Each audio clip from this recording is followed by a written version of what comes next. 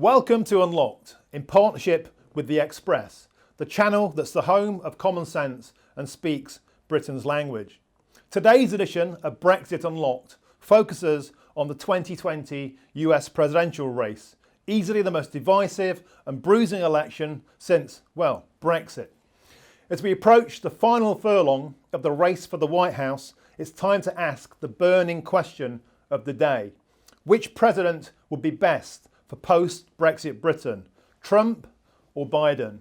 President Trump has made no secret of his admiration for Brexit, calling it a good thing and that he himself is a fan. But just yesterday, US Secretary of Commerce Wilbur Ross cautioned that a victory for Joe Biden would throw the current trade talks into jeopardy. Historically, the Democrats have barely concealed their contempt for Brexit. In 2016, then President Obama sided with the Remain campaign when he said we'd be at the back of the queue for a trade deal if we voted to leave. And in 2018, Hillary Clinton said Brexit could be the biggest self-inflicted wound in history. More recently, both Speaker Nancy Pelosi and Joe Biden echoed the same anti-Brexit mantra, threatening there would be no US-UK trade deal if Boris meddled with the Good Friday Agreement. But why are the Democrats so seemingly down on Brexit? And why, despite Trump's pro-British, pro-Brexit stance, does he seem to get such short shrift in the British media? In fact, so rare is positive press for Donald Trump this side of the pond that when the Sunday Express last week published a poll saying Trump was ahead, the president himself retweeted it. So who will become the next president of the USA, and what will that mean for the UK? In an attempt to bring some much needed balance to this debate, today Unlocked asks, is Trump best for Brexit Britain? And remember, please get involved using the hashtag #TrumpUnlocked. Our first guest today is Mitch Feirstein. He is a portfolio manager and author of Planet Ponzi. He's a passionate Brexiteer and a hugely successful businessman. He splits his time between London and Manhattan, meaning he's perfectly positioned to comment on how special the special relationship is in 2020. Welcome to Unlocked, Mitch. I want to start off with a question. You called Trump to win in 2016. In fact, so did I. I think I was one of the few journalists in Britain that stuck my head above the parapet. But you've doubled down, Mitch, and you're predicting a Trump win in 2020 despite all of the polling. How have you come to that conclusion, Mitch? Well, it's for having me here, first of all. This becomes a very complicated situation because what we've got going on in America, the extreme polarization, what this is an ideological class war disguised as a race war funded by moneyed elites against the American people and American workers. So what you have here are people like Michael Bloomberg, who's stumping up $100 million to manipulate the outcome, and George Soros and all his funding organizations, shady funding organizations, funding different organizations to try to usurp democracy so the people's will, it doesn't get through. Obviously, there's a globalist agenda going on, and this is all about the economy. So if you upset the apple cart where the swamp in Washington, D.C., people are making a ton of money because it's a pay-to-play atmosphere where Congress is elected through K Street lobbyists and big funding and big interests of mega corporations, you're going to have a lot of pushback. So that's what we have. This is like a 360-degree firing squad with Trump in the middle. We've got to see if he's got agile enough to duck, and then everybody shoots themselves. And that's one of the things I think will happen, because you have, in the form of Kamala Harris and Joe Biden, you have two candidates that refuse to state their platforms in America, which are raise taxes, abolish the police, spend $5 trillion on a Green New Deal that's neither new, green, or affordable, end the Senate filibuster, which means they can stuff the Supreme Court with liberal judges, and instead of judges, we'll have radicals in robes determining what the laws are, ending the Electoral College, and adding 2 states, Puerto Rico and the District of Columbia, to stack the Senate so the Democrats are in power forever. That's basically where we are, and it's up to the people to try to fight this, and I hope that they will. But the manipulation and powers of manipulation, including intelligence services, the academics, the media are all against Trump. So it's quite a fight. Well, Mitch, you'd have already triggered a lot of people there with all of that. So look, if you wanna have a rant and a rave about that, that's the point, guys. Get involved. Hashtag Trump Unlocked. Belinda. Yeah, so I would like to know, Mitch, why you think Trump would make a better president for Brexit Britain. It's all about the economy, stupid. One of the presidents said that, a past president. Thought you were talking to me there for a minute, Mitch. I'm not talking to you. That's a famous quote. So obviously, it's about economics, and it's about what's best for most people and what's best for the two countries working in conjunction together, and what's not best for the global corporations. Like the whole idea of Brexit, the reason why I was a staunch supporter of Brexit is because of the profligate Southern European nations. Italy, for example, has $4 trillion debt that can never be repaid. The politicians said, we're not going to repay it. Now, these radical left politicians think that you can have MMT, magic money trade, monetary policy, print unlimited quantums of money. That's going to end incredibly badly. It won't work. I mean, my book was about the credit crisis, what happened, how we got here, what happens next, and what you need to do to protect yourself. Brexit was the best thing for this country economically, and the best thing to protect our liberty, sovereignty, and democracy. Okay, but I mean, that in itself, though, represents a threat, is it not, to a more globalist agenda? So what is it, do you think, Mitch, that Brexit stands for that so stands against the Democratic Party's beliefs? Obviously, look, as I mentioned in my previous opening statement, I said, look, the moneyed elites are funding this, and it's in their best interests to move forward globalism and on behalf of the major corporations. Just look at those massive trade deals that were done that really gave corporates the ability to do whatever they want and didn't take care of citizens. Citizens don't have any say in the political dialogue. Look at what happened with Brexit. We voted clearly in 2016 to leave. I voted to leave. Many people voted to leave. It's 2020 by my count, and it still looks like Boris has some tricks up his sleeve, and we're going to get stuffed on the outcome of Brexit because it's not done yet. And then we're going to be locked in for the rest of our lives to something that we wanted to restore our sovereignty, and we didn't get it. So look, you get to a point of marginal returns where the people are going to get fed up with politicians lying. But, you know, it's kind of like Stockholm syndrome. They keep voting for the same politicians. And as Einstein once said, the definition of insanity is doing the same thing over and over and expecting to achieve a different result. You know, I warned there was going to be a credit crisis coming in 2020. The credit crisis built up for 30 years. It's not a COVID crisis. They're using it as the fuse to implement draconian and tyrannical measures of locking down people and see how much they'll take. Because if you look at the overall morbidity rate from COVID, it's less than 0.1%. If you're below 40 years old, you have relatively zero chance of dying from it. And if you're below 60, there's minute chance of dying from it. Is it worth shutting down and destroying an economy and taking away people's liberty and their freedoms? I say no. So, Mitch, I wanted to ask you about a survey I saw today that detailed that Trump voters are twice as likely to lie when they are asked about their voting intentions as opposed to Biden voters. And I wanted to talk about that because Brexiteers will empathise with that.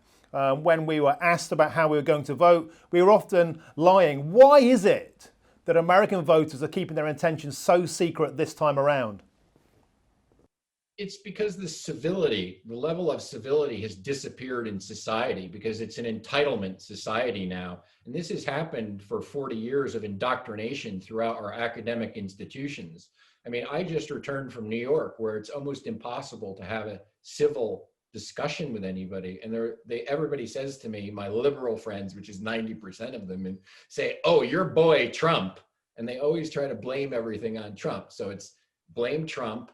No matter what happens, it's raining outside, blame Trump. And the narrative during Brexit here and the narratives that were ongoing for a long time, where it's Russia. Russia manipulated Brexit. Russia manipulated the election in 2016. But the intelligence services recently reported that no, it wasn't Russia. It was Hillary Clinton funding this opposition research, and it was covered up by the intelligence services. So getting back to your question, why do people not want to admit that what their real intention is? They don't want to get into an argument and get slammed by people. It's easier just to lie and say, oh, I'm voting for Hillary. Oh, I'm voting for Biden. They go in that booth, it's the big FU, and they vote for Trump. Do you They want their voices to be heard. Fair, yeah, absolutely. Do you think, Mitch, that the media making such a monster out of Trump has actually had an effect on voters? Do you think that swayed any into thinking, I can't be associated with such a monster? They did something similar in the UK. They demonised Brexit so much that people just felt it was almost immoral to own up to voting for it. Do you think that's had an effect in the US and been successful? I think it's had a devastating effect on the media. So I think what you have now are probably 70 to 80% of the people in America don't trust anything that the media says, and they think the media make things up, which they do, to sell advertising space. And so you're in a really bad situation that can lead to civil unrest, which is what we've seen for the last 8 months in America, across America. And this is spawned on by the media narrative. When people realize the media are lying. I mean, I wrote an article about the unrest in America, and you had a CNN journalist with fire, burning buildings in the background, and said, yes, these are mostly peaceful protests. And it's like, wait a second, these buildings are burning down. They're lighting police stations on fire. I mean, people have reached a saturation point with the propaganda that's out there. So it discredits the media, and it discredits the politicians, and it discredits our government and our faith in government when they don't listen to the people who put them in office to represent them. And that's the same problem here as the same problem in the United States. Well, Mitch, that's amazing. And so many parallels, aren't there, to be drawn between Brexit and Trump. I mean, we were demonised so much for our voting intentions before, during and after, and we're seeing exactly the same toxic atmosphere on your side of the pond. And I wonder actually if it has the opposite effect, because I know that a lot of us Brexiteers were so sick of being spoken about in such horrendous ways, it made me more determined. Because we felt like we were being manipulated, and as soon as you feel like you're being manipulated and forced into voting a certain way, it can backfire. And it's the silent majority that people have to watch out for in these elections. So who do you think is going to win then, Mitch? Well, I'll go back. One other point I want to make is one of the legacy media companies in the UK did an interview with me because I was running and I had a milkshake thrown on me. And we know who that is because the taxpayers are funding it. And I said to them, the media doesn't have it right. The media's got the entire plot wrong. Your job is not to tell people what to think. Your job is to present both sides of an argument in an unbiased manner and allow the viewers to make their own decisions based upon facts and evidence, not on narrative because you want to move a political agenda forward. So who do I think is going to want to win? Who's going to want to win, or who's going to win? Who's going to win? Yeah. It's likely that the popular vote will be won by Donald Trump, but I think that there's going to be a lot of dark themes running behind that. And it's very possible that this will be contested and it will go to the Supreme Court for a decision. I mean, the mail-in voting is problematic. Even the Democratic Party before this election said that mail-in balloting, it can be very fraudulent. So we've got to wait and see what happens with that and how it unfolds. But if Biden-Harris wins, it's going to be bad for democracy and bad for most people. And perhaps bad for Brexit. Mitch, you've been brilliant. Thank you very much for appearing on Unlocked today. Loads to pick up there. Yeah. So many parallels in America with Trump as there were in Britain with Brexit. I said all along, and I've been a journalist for 25 years, that Brexit didn't only break politics, it broke the media. Yeah. And let's be honest, Donald Trump has just gone to war with the media. He's the bear at the log cabin. From day one, he was just mayhemic.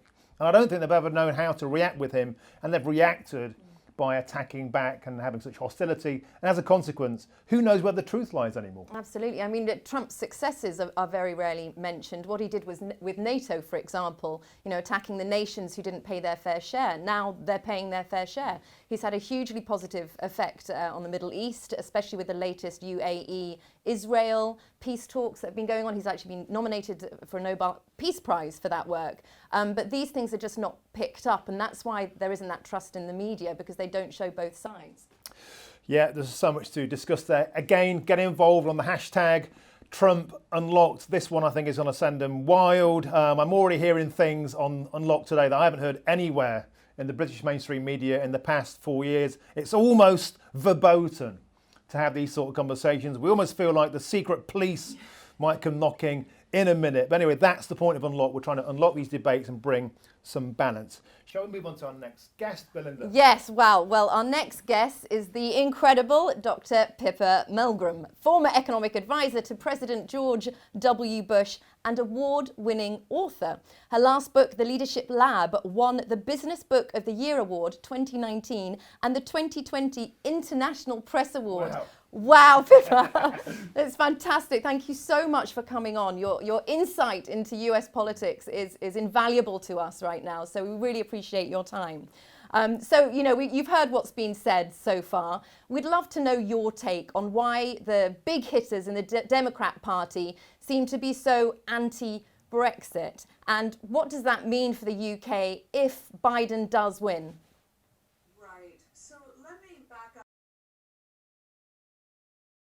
Make a distinction between Britain's ability to sell more internationally and sell more to the United States and buy more things at the right price from trade deals.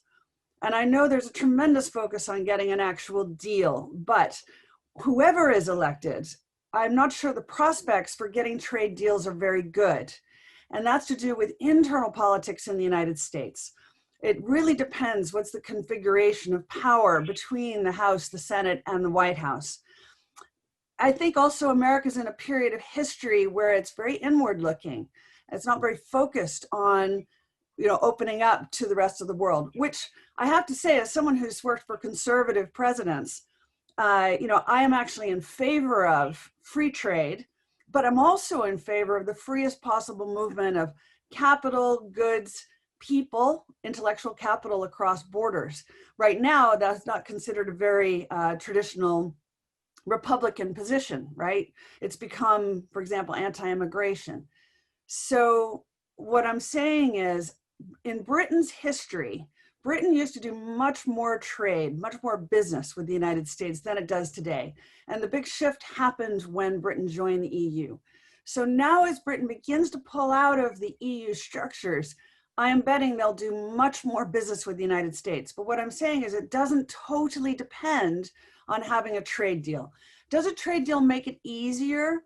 Arguably, but it would depend on the actual deal that's negotiated. And to that end, I think that, okay, Trump and Boris Johnson do have a relationship that kind of eases the path, but it's not like it's a guaranteed done deal either. And if Biden comes in, it's not guaranteed that the United States would throw out any obstacles to trade with Britain. So I can make the argument it'll be a little easier with Trump, but it doesn't preclude Britain from being successful either way. Can I draw you, please, Pippa, on a comment, the comments we alluded to earlier. Nancy Pelosi and Joe Biden both said there will be a direct threat to US-UK trade deal if Boris Johnson meddles with the Good Friday Agreement, something which, by the way, we don't plan to do.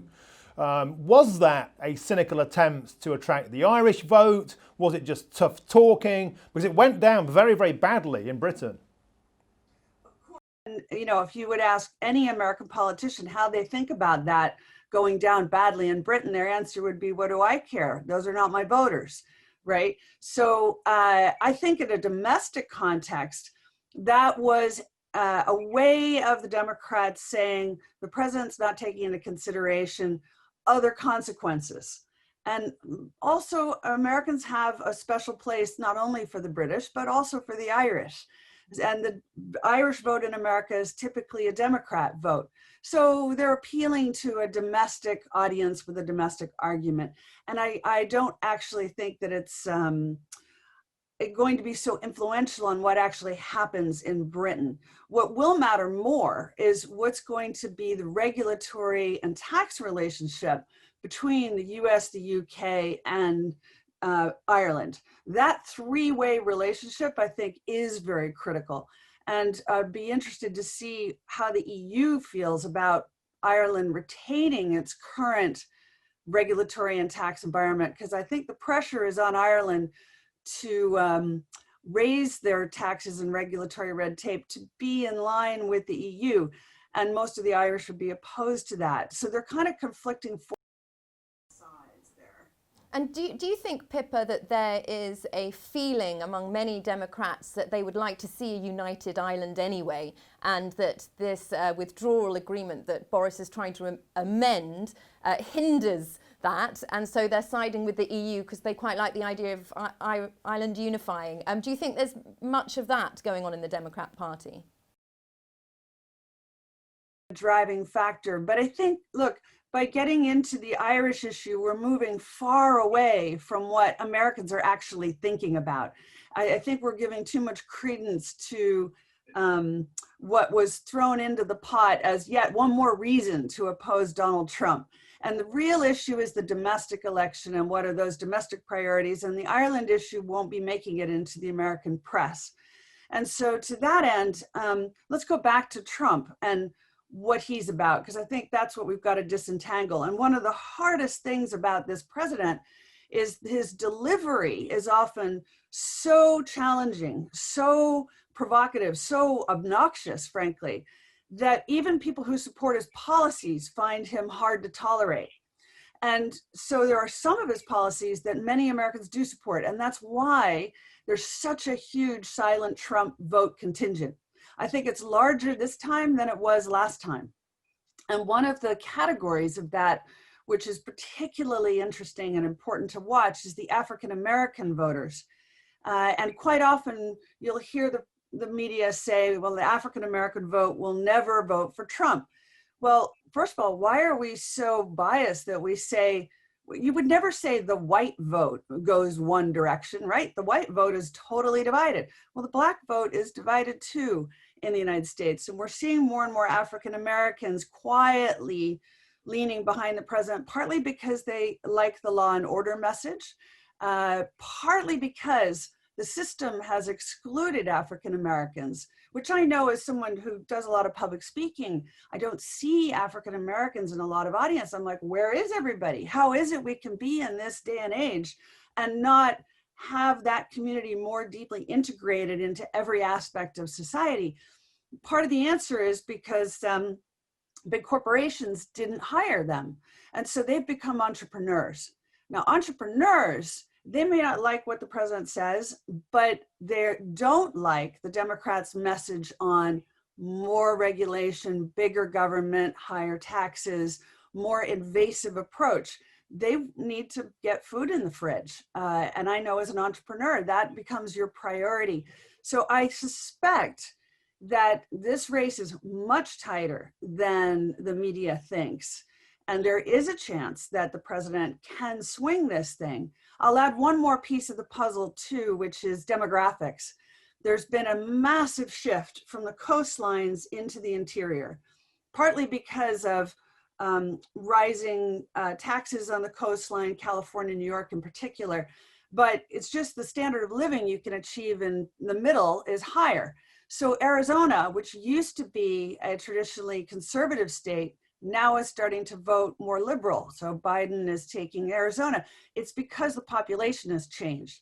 Now, because of this, I think the polls are not reliable. They are not taking into consideration that there's a fluidity, and America is neither, it's not red and blue like it used to be. It's becoming more purple in the middle.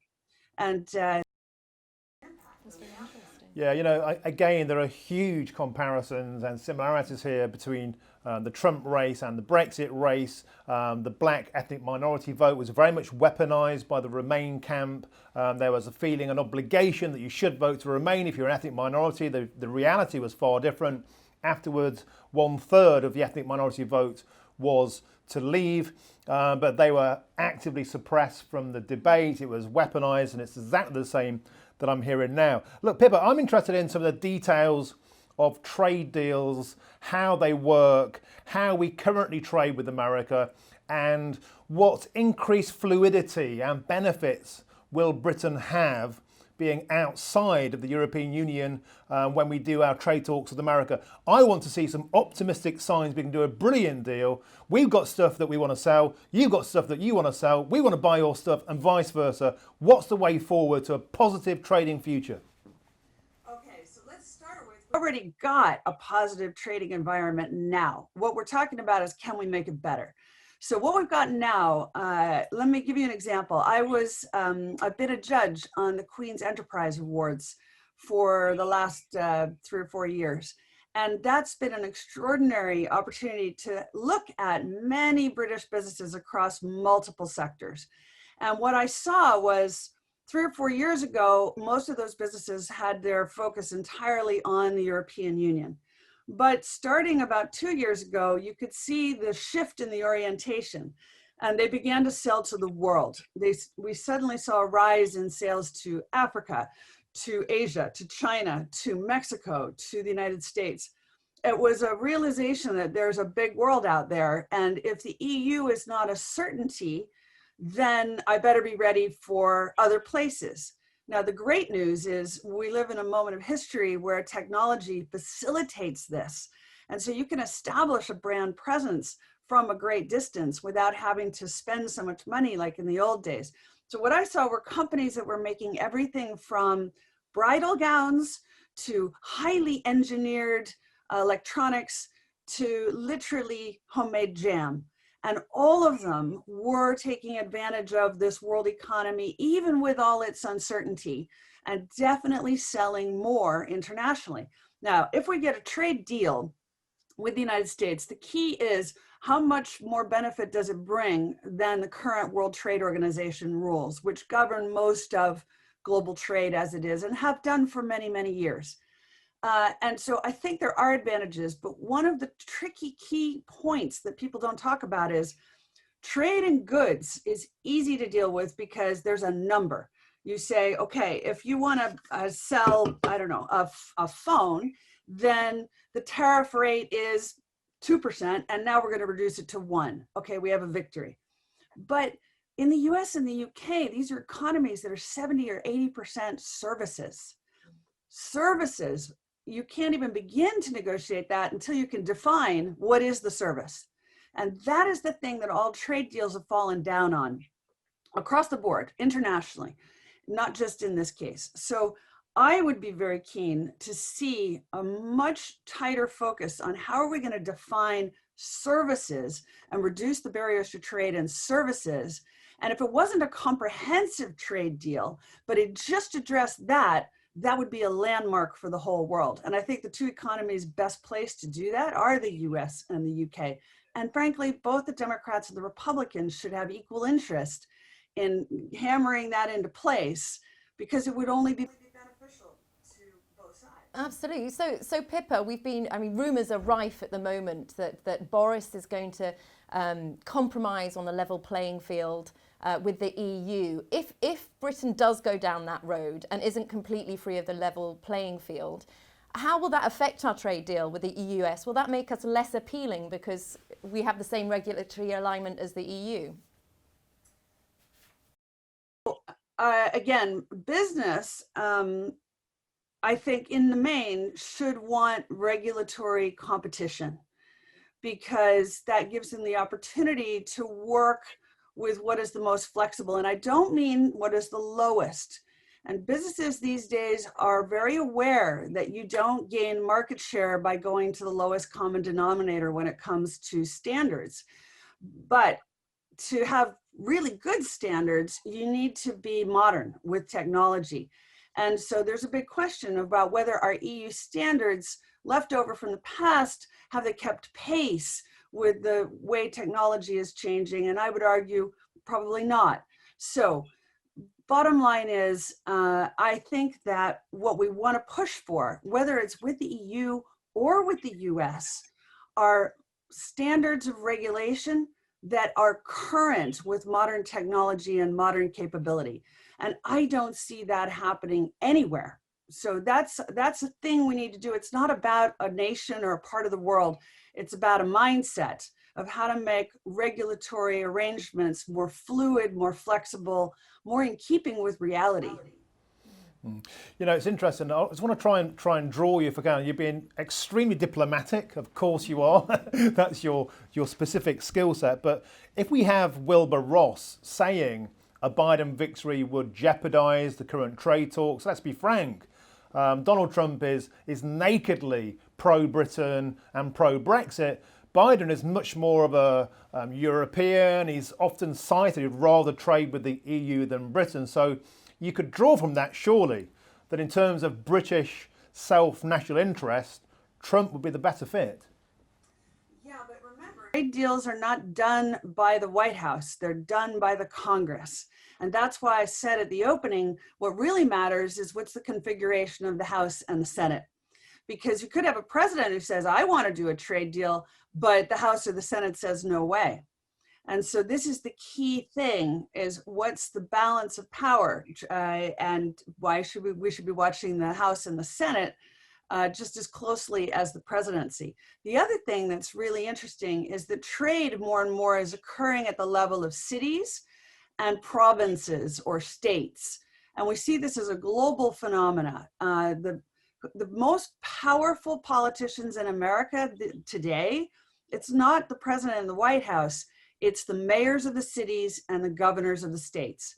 And they are reaching out to other parts of the world to do more business. By the way, China's doing the same. They're using regional politicians to push for better trade deals.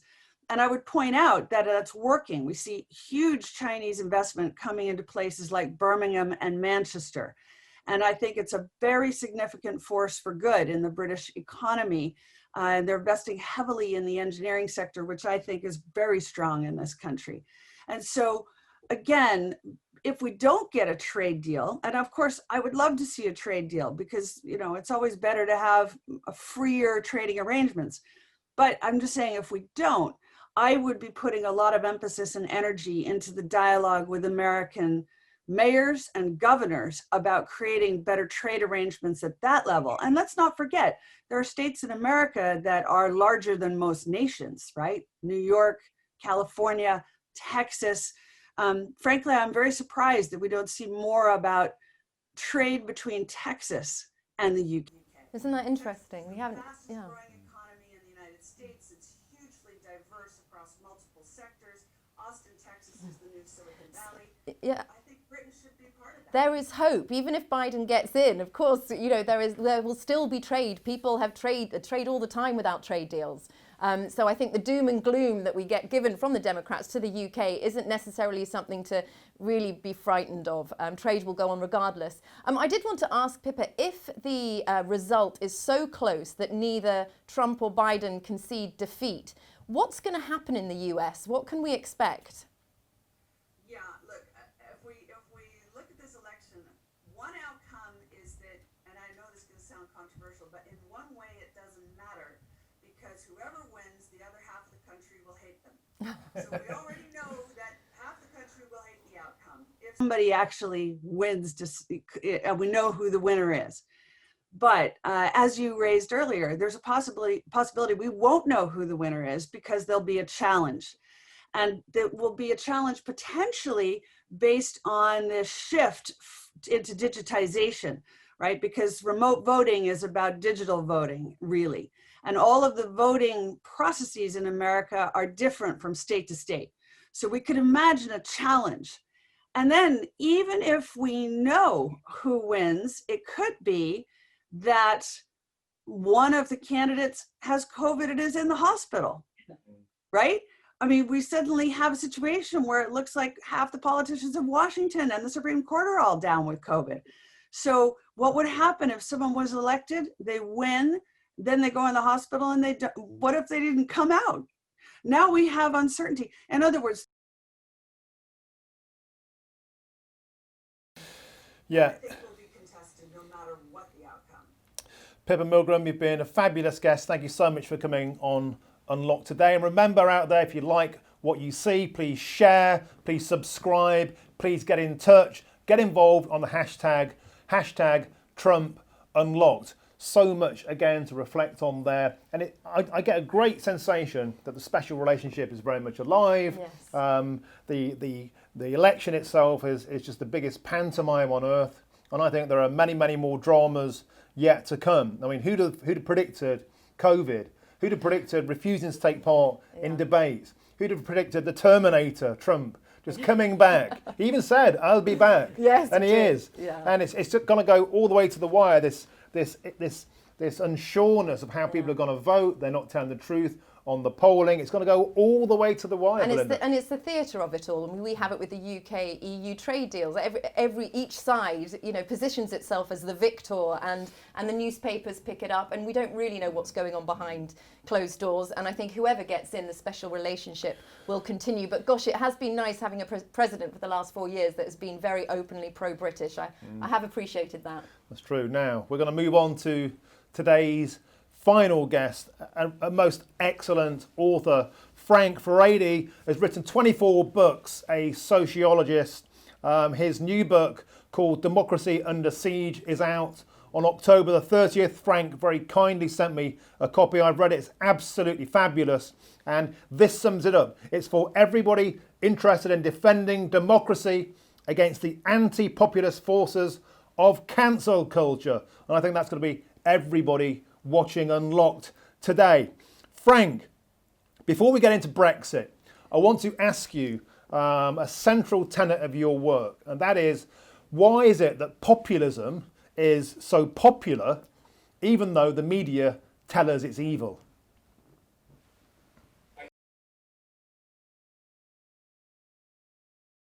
Is that a lot of people have simply stopped trusting both the media but also the political establishment. And this more or less kicked in 5 or 6 years ago. And as they began to mistrust the establishment, so they also began to look for other alternatives. They began to look for other kind of solutions. And fortunately, for example, in Britain, precisely the same time that people were trying to find their voice, you also had, coincidentally, the Brexit referendum. And I think this convergence between the aspiration for genuine sovereignty and the aspiration for voice, which you can see everywhere in Italy, in France, in Holland, America, Britain, they kind of came together. And one of the things that I've noticed that's interesting, I was in Holland last year talking to people who call themselves populists, is that they now got their own media, pretty much like your show, where you are free to express yourself in accordance with your political objectives. And I think that has given a lot of people greater confidence to say, well, actually, we're going to go on our own way. We're not going to necessarily vote Labour or Conservative or any particular of the old parties. We're going to find our own way and develop our own instruments for making things happen. And I think that's been a wonderful and positive in recent years. And Frank, why do you think it is that liberals are always comparing populist movements behind Trump or Brexit to fascism? Why have they made that link when it's almost the very opposite, when we're about freedom and determining our own laws and free speech? Where is the link? Where did they get the fascist link from? Well, I think you have to remember that these days there's a powerful mood of political illiteracy. And very often you'll find that people that criticize populists aren't really relying on philosophical, intellectual arguments. They basically rely on political swear words. And there's two swear words you can use. You can hurl at populists. One is communist, which really wouldn't make very much sense. It'd be too bizarre and surreal. But fascist is something that you can easily hurl because it's got such an emotional content to it. When you actually scratch the surface, just count the number of people that are called fascists these days. People that are called traditional conservatives, liberal Democrats, even even just ordinary sort of Democrats are immediately cast as fascists just because they disagree with you. So there's a kind of almost like a quasi-religious crusade against populism, which uses all these terrible political. Yeah, but the truth of the matter is, if you think about one of the central themes of your new book, is this phrase which I love. It seems oxymoronic: too much democracy. If you give people too much democracy, if you give people referendum like Brexit, if you give people the opportunity to vote on their own destiny and it goes against the accepted liberal norm, how can you have too much democracy? To me, that's like saying you can have too much oxygen. Well, I think that's true. And in fact, the reason why I wrote the book initially was because I was giving a lecture in Amsterdam and I was talking to them about populism and Brexit, and the audience was relatively hostile to what I was saying. And somebody put up their hands, and this guy said to me, "Frank, do you actually think that democracy is a value that's good in and of itself? In other words, do you actually think that democracy is good, even if the wrong people get elected?" And I kind of stepped back for a second, and I kind of realized that basically what this person was saying is that democracy is only good if the person that I like gets elected. Otherwise, there's something fundamentally wrong with it. And then when I look around, you'll find that there are loads and loads of books being written that all have titles like The Death of Democracy, that all have titles like Let's Have a Little Bit Less Democracy. And basically what you're saying is that, ideally we want a world where experts and judges decide what's in our best interest. Because people like you and me are a little bit too stupid to understand the complexities of the world. And they always use the word complex to somehow suggest that simpletons like myself and ordinary people cannot make up their mind and come to good decisions. So from their point of view, the kind of democracy they like is a very elitist, oligarchical form of democracy, where essentially you have a bunch of experts and judges deciding, what should be done. And that's the democracy they would like, rather than popular democracy or popular sovereignty. And I think it's a really, really key point that happened with the Brexit referendum. It's happened with Donald Trump voters. The analysis of who voted for Brexit, of who voted for Trump, it always came out. Educational attainment was higher amongst Democrats, amongst Remainers. QED, Trump voters and Brexiteers are stupid, right? That's right. And the interesting is, I'm a university professor. I got several degrees. I've been an academic all my life. But actually, very often when I go down to the pub around the corner where I live, or I go see the butchers or go down to the market, very often you have far more wisdom coming through from ordinary people who are basically using good old-fashioned common sense than my academic colleagues who live in a world that I don't quite understand, where they basically assume that all they have to do is use kind of complex words, come across as being ever so arrogant, flash their PhD theses at you, and they imagine that alone will demonstrate their superiority. But in the real world, when push comes to shove, you'll find that the wisdom of the masses is actually far more powerful, far more reliable than the decision that's made by an isolated expert or a judge. And I don't want to live in a world where the 3 or 4 judges in the British Supreme Court are going to make fundamental decisions about the sovereignty of this nation. I want to live in a world where millions of voters actually get to decide the direction of our country in the future. I'm definitely with you on that, Frank. I would love to know your opinion on who you think would be a better president for a Brexit Britain, Biden or Trump? It's a difficult question. Some of what people said earlier on, I quite agree with, simply because trade deals are made by experts, not by president. But the one thing that I do know is that Biden doesn't like Britain. If you read some of the opinion pieces in the New York Times and the Washington Post by people that are close to Biden, they continually portray Britain as a failed state. They continually talk about the poisonous atmosphere within British society in the post-Brexit environment. So certainly, if Biden gets elected, that's bad news for people like us who supported Brexit, because in their eyes, in Biden's eyes, and in Kamala Harris's eyes, Brexit is an insult to everything they stand for. For them, Brexit means a slap in the face for everything that they believe in. So from that point of view, if they get elected, that would be bad news. But at the same time, as you know, Trump plays hardball. It's not going to be a pushover when it comes to trade deals. It's going to be promoting Britain's America's national interest rather than Britain's interest. So we're going to have somebody who's just as strong, who's able to deal with Trump's desire to get the best deal for the United States. It's not going to be a walkover. And I think we have to realize that we're in for some hard trading when it comes to January and February after the American presidential election. But on balance, I'd rather have Trump in the White House and deal with him than having to deal with Biden and the fallout that would mean for the whole Brexit experiment. Frank, I'd like to ask you about the world of academia, because the world of academia influences the media we consume and influences the politics we're all imbibed in. And as an academic, how many academics are like-minded with you? How many academics are conservative? How many academics even see the merit in things like Brexit or Trump? QED, how far removed from reality is the world of academia? Story. This is a true story that happened on the morning after the Brexit referendum. I went into my butcher's to get a couple of steaks so my wife and I could celebrate Brexit. And I go into the butcher's and they're all laughing and they're all smiling. They're all really, really happy. And I said, "Why are you guys smiling?"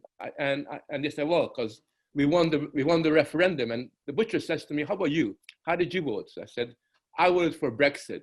And they're all going like this: "You voted for breakfast, a professor, a sociology professor. How could that be?" So that's the first part of the story.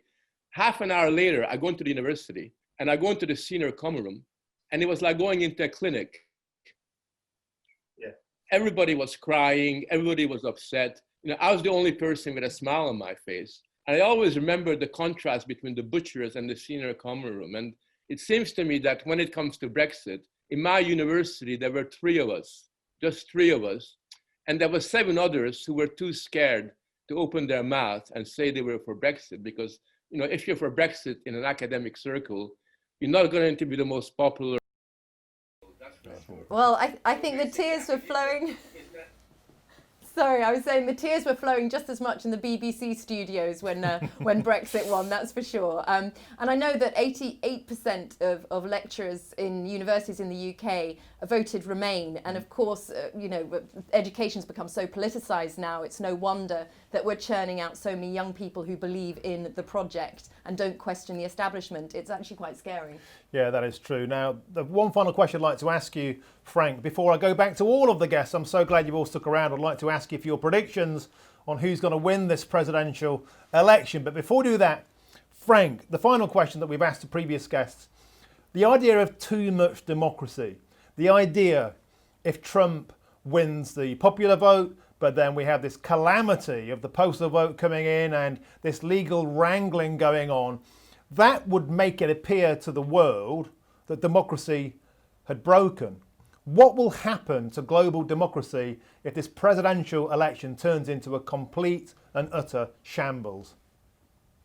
Well, I think the most important consequence will reinforce all the anti-democratic sentiments throughout the world. And I think all the elites in Britain and France and Holland will say, look at the United States, democracy is unreliable, the people are unreliable. We need to have more insulated institutions that protect the state from popular pressure. I think that's what will happen. And I think for that reason, I genuinely do hope that this worst case scenario that you outlined doesn't actually happen. Okay, right, so the quick fire round. I'm going to go to all 3 guests in reverse order. Frank, who's going to win, Trump or Biden? My wife says Biden. My wife says Trump. I think that Biden might win, but maybe I'm a slave to the opinion. Pippa, thank you, Frank. Pippa, over to you. With all your expertise and experience, where is the win? I think that there is a chance that Trump can win this, but where I'd put my bet is on the "we won't know" answer. Okay, and finally, Mitch, who's going to win? I think I know the answer. Mitch, Trump or Biden? I think Trump will win, but I think the people will ultimately lose. And I think the media will ultimately lose as well. And I think the political system will take the biggest hit we've ever seen. And I think there's a possibility of a civil war. Wow. Wow, the big lines there. Thank you so much to all our guests and the insight and experience you brought to our British viewers. Certainly, this is a topic that we've waited to discuss for such a long time. Yeah, it's amazing, what's happened to the special relationship and how it's been tested and how we're allowed to think and how you have to stay secret about your desire to be a Brexiteer. You have to remain secret if you even sympathise with Trump. I know this. I've got American family. My sister lives in Texas and they're all Trump. Her partner's Mexican. She's a woman, he's a Mexican. They voted Trump. Nobody talks about that last time. I did. That's why I called it correctly. That's why we call Brexit correctly. You're dead right, Frank. If you want to know something, talk to the butcher. Talk to the cabbie. Talk to the man in the street. Don't talk to the experts, because the experts hang around with other experts and they all think the same way. Yeah. And isn't that the point? And if you get outside of the echo chamber, if you get outside of the mainstream media, come to places like Unlocked, you have different, refreshing conversations. It's been an eye-opener today. Thank you to all of our guests. I think this presidential race is going to have yet more twists and turns. It's the greatest show on earth, the most ridiculous pantomime, but my God, it's absolutely captivating and addictive, isn't it, Belinda? The next few weeks, we're going to be chomping at the bit to find out the next big news story, the next piece of theatre that's going to be delivered by Biden or Trump. I mean, I love Trump's little clips. What did he say? Well, you won't recognise me, but I'm your favourite president. Was that wonderful clip he did on the lawn? It's like a movie watching American politics. So it's really good to have some experts and some people who've really lived American politics on the show to let us know the inside story. And like Donald Trump said, I'll be back next week. Every week until the end of the year, Brexit Unlocked will be here. Of course, next week, a huge moment in Brexit, the 15th. Will that deadline be hit? Or will we see another British capitulation, a sellout on fishing, the level playing field, or regulatory alignment? Loads more to come. Look, if you like what you've seen today, it's really, really important. Share it, subscribe, knock it around your mates, throw us comments, get involved in the hashtag Trump Unlocked. It's your channel. We're here for you. We're the new kids on the block. We want to push back against the mainstream media narrative. You've been watching Unlocked. I've been Martin Daubney. You've been Belinda. It's so lovely to have you on the show. Thank you for watching Unlocked, and we'll see you again next time. Thank you.